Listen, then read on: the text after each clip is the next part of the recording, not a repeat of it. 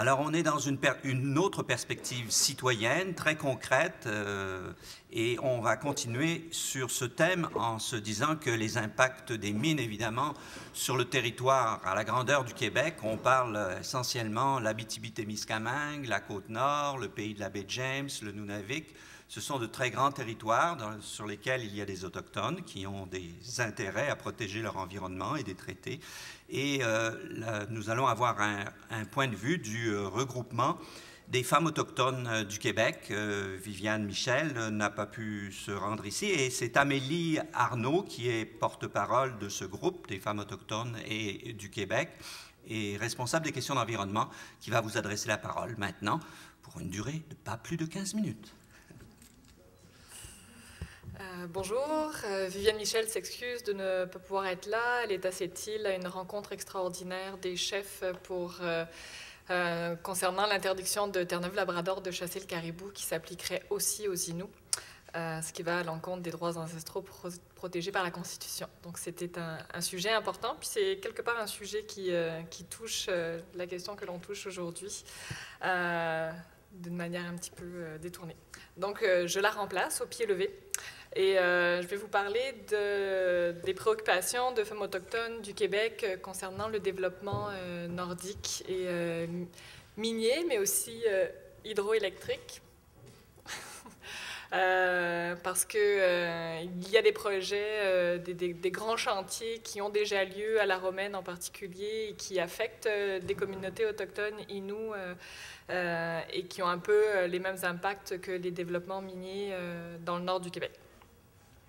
Il n'est pas question ici de prendre position, un peu comme les panélistes précédents, pour ou contre le développement minier, parce que même au sein des nations autochtones, les positions sont très divergentes entre les Cris qui vont avoir une position très... on est d'accord pour le développement, mais on veut le contrôler, et les positions Inuits qui sont en recherche de... justement, qui sont en revendication territoriale, des femmes Inuits qui sont opposées à tout développement minier sur le territoire, comme on a pu le voir l'année dernière avec la marche des femmes Inuits qui ont marché de Ouachat-Macmagnotenam jusqu'à Montréal en avril dernier, avec pour message clairement non au plan Nord. Donc on ne se lancera pas sur ce débat-là pour les communautés autochtones, mais peu importe la position, le développement minier, le développement hydroélectrique ont quand même des impacts particuliers sur les femmes et particuliers sur les femmes autochtones. Et donc, c'est la préoccupation qui nous motive à Femmes autochtones du Québec de développer cette question-là. Ma première question, c'était développement minier et emploi. Qu'en est-il pour les femmes autochtones? Qu'en est-il pour les femmes? Ça, c'est la première question. Et qu'en est-il pour les femmes autochtones encore plus précisément? Il y a un rapport du Conseil du statut de la femme qui est sorti en octobre 2012, « Les femmes et le plan Nord pour un développement du Nord égalitaire », qui fait très bien l'état des lieux à ce niveau-là et qui mentionne que seule une faible proportion des emplois miniers sont disponibles pour les femmes. Donc, quand on promet le développement minier comme une source de revenus et une source de développement, c'est un développement masculin avant d'être un développement féminin. Et donc, les impacts sur les femmes vont être particuliers. En particulier pour les femmes autochtones. Le chef de la Romaine nous disait hier que seul 1% des femmes de sa communauté travaillent sur le chantier hydroélectrique de la Romaine. Et ce sont principalement des emplois de femmes de ménage ou de cuisinières, évidemment. Donc, des emplois faiblement rémunérés par rapport à la moyenne des revenus des emplois sur les chantiers. Sur les chantiers qui sont en train de se mettre en place autour de Schefferville, on annonce dans ce même rapport que 51 personnes des communautés de Kawawa et de Matimekosh travaillent sur les chantiers. Il faut dire que ça regroupe plus de 1600 personnes. Il y a 23 femmes, donc au moins la moitié de ces personnes, des personnes de la communauté qui travaillent sont des femmes, mais ça représente 3% de la population. Donc on est loin de faire vivre toute une communauté. Par contre, dans la mine de Raglan, qui est proche, à quelques centaines de kilomètres près, de la communauté inuit de Salwitz, là, ce sont 40% des 144 travailleurs inuits qui sont des femmes sur une communauté de quelques 500-600 personnes. Donc, mais les femmes sont principalement affectées à l'entretien ménager. Donc, encore, ce ne sont pas des postes fortement rémunérés. Donc, on peut se poser la question, parce que ça, c'est la grande question actuellement, comment faire pour améliorer l'emploi des femmes sur les chantiers miniers pour qu'elles aient accès à ce qu'on appelle des métiers non traditionnels pour essayer de les vendre comme des métiers attirants. Ce qu'il faut dire, c'est que les femmes qui, elles, vont avoir des emplois vont être confrontées à du harcèlement, à de la discrimination, et dans le cas des femmes autochtones, elles ne vont pas seulement subir de la discrimination sexiste dans ce milieu fortement masculin, mais aussi de la discrimination raciste de travailleurs qui viennent de la région, mais pas forcément, qui ne connaissent pas la réalité autochtone, qui n'ont jamais eu de contact spécialement avec des communautés autochtones, et donc qui amènent en même temps que leur force de travail leurs stéréotypes. Donc c'est notamment à cause de ces discriminations ou de ces harcèlements que plusieurs femmes qui travaillaient sur le chantier de la Romaine ont finalement décidé de quitter leur emploi parce qu'elles n'arrivaient pas à gérer ce harcèlement, et on les comprend. Et finalement, le travail, la conciliation travail-famille. On parle beaucoup, en particulier dans ce rapport-là, de l'absence de garderie ou de la pression qu'un chantier minier amène sur les services de garde, notamment par l'afflux de nouveaux travailleurs. Donc, l'ouverture de nouveaux services de garde ne se fait pas à la mesure de l'arrivée de nouvelles familles. Mais quand en plus le chantier est éloigné de la communauté, à plusieurs centaines de kilomètres, comment une femme peut aller travailler là si le service de garde est à 100 km plus loin puis qu'elle fait des shifts de 14 jours. Ce n'est pas très évident. Et dans le cas des femmes autochtones où la monoparentalité est très forte, où les femmes qui sont qualifiées se retrouvent aussi à prendre en charge les enfants de leurs filles ou de leurs nièces, parce qu'il y a énormément de l'adoption coutumière pour pallier aux problèmes sociaux qui sévissent dans les communautés. Donc ces femmes-là qui ont un emploi, qui ont de la formation, se retrouvent, alors qu'elles sont grand-mères, à de nouveau avoir des jeunes enfants dans une situation de monoparentalité, sans service de garde, ce qui les empêche finalement d'accéder à ces emplois rémunérés et aux emplois sur les chantiers. Et à ce niveau-là, les dirigeants des chantiers qui avaient été rencontrés pour leur dire « mais pourquoi vous n'ouvrez pas des garderies en milieu de travail là, sur le chantier de Raglan ?» Évidemment, il n'y a personne qui se dit « mais ça serait une bonne idée ». Les femmes, oui. S'il y avait plus de femmes, ça deviendrait une bonne idée, mais à ce moment-là, pas du tout. Pas encore. Donc c'est un problème pour les femmes en général, mais encore plus pour les femmes autochtones du fait de la problématique sociale qui existe dans les communautés. Mon deuxième point, c'est développement minier et violence sexuelle, mythe ou réalité.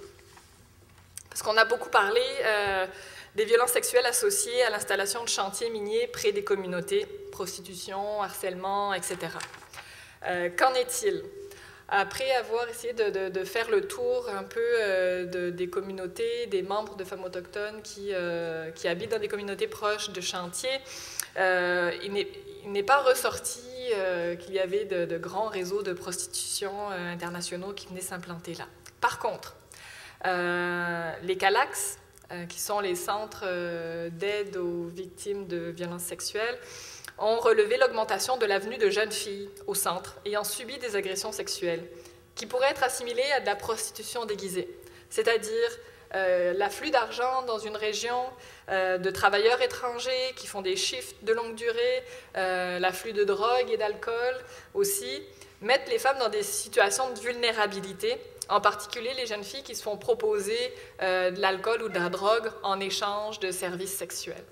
Et c'est une situation qui s'installe dans des communautés qui sont fragilisées à ce niveau-là, au point où l'Association des femmes CRI, donc de l'abbé James, sont en train de mettre en place une formation, des ateliers de sensibilisation dirigés aux jeunes filles pour les informer de cette situation, de ne pas se laisser avoir et que coucher pour de la drogue, c'est de la prostitution. Et ça peut mal tourner.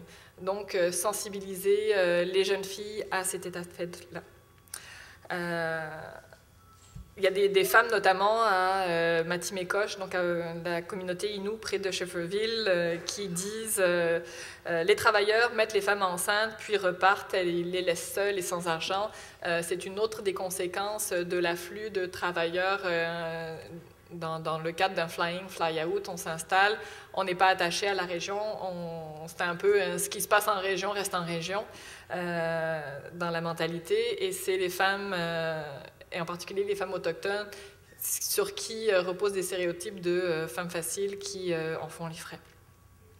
Et puis enfin, plusieurs viols nous sont parvenus, notamment sur les chantiers de la Romaine et de Schefferville, des viols qui restent méconnus parce que les femmes ne vont pas témoigner, ne vont pas porter plainte parce que la communauté est petite et qu'elles ont peur d'ensuite être stigmatisées, de ne pas pouvoir retrouver de travail sur les chantiers. Donc, ce sont des... et finalement, ce type d'emploi de fly-in, fly-out, avec des chiffres de 14 jours, de 12 jours, même pour les femmes qui ne travaillent pas, ça pèse lourdement sur la famille parce que la femme se retrouve évidemment toute seule. Pour celles qui sont encore qui sont en couple, et l'homme arrive avec de l'argent à dépenser rapidement en 10 jours. Lui, il est en vacances. La femme espère aussi avoir de l'aide, sauf que son conjoint est en vacances. Fait que finalement, il y a des taux de séparation qui sont plus grands autour dans ce cadre de travail-là. Finalement, comment mieux intégrer la perspective des femmes autochtones? Le Québec ne fait pas figure de nouveauté dans le développement minier. Il y a déjà énormément de développement minier à la grandeur du pays et il y a des exemples sur lesquels on peut se baser pour savoir comment mieux prendre en compte les exemples des femmes, et notamment le projet de Voices Bay au Labrador qui s'est développé dans les années 90, alors que les communautés Inuit et Innu étaient en processus de revendication territoriale. Et ce projet-là est particulièrement un succès parce que les femmes ont été intégrées dès le début de la mise en place du projet minier, dès l'évaluation environnementale. Mais elles ne sont pas venues toutes seules. Elles ont été intégrées grâce à l'Association des femmes autochtones Inuit et Innu du Labrador, de ces régions-là, et grâce à l'appui de Conditions féminines du Labrador, qui ont fait la tournée des communautés pour former et sensibiliser les femmes sur les questions de développement minier, sur leur rôle, sur ce qu'elles avaient à apporter, et qui les ont incitées ensuite à prendre part aux rencontres communautaires d'évaluation environnementale et sociale. Parce qu'on a beaucoup parlé d'évaluation environnementale, on a vu que les ressources, autant financières qu'humaines, baissent drastiquement, mais au-delà de l'évaluation environnementale, il y a l'évaluation sociale que ces projets-là ont et qui est d'autant plus importante pour les femmes parce qu'on le voit, c'est elles qui vont subir un peu l'odieux de ce genre de développement. Donc, dans le projet de nickel de Voices Bay, les femmes ont été intégrées au niveau de l'évaluation environnementale et ensuite elles ont participé à la négociation de l'accord de bénéfices, d'impact et de bénéfices, Impact and Benefits Agreement, pour s'assurer, parce que cet accord-là contient justement tout ce qui a trait à l'emploi, à la formation, aux conditions de travail sur les chantiers, et donc les femmes ont pu faire valoir leurs points pour que... de conclure, s'il vous plaît. Ça tombe bien. J'en suis là.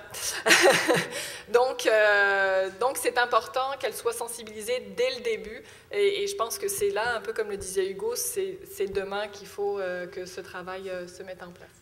Merci beaucoup.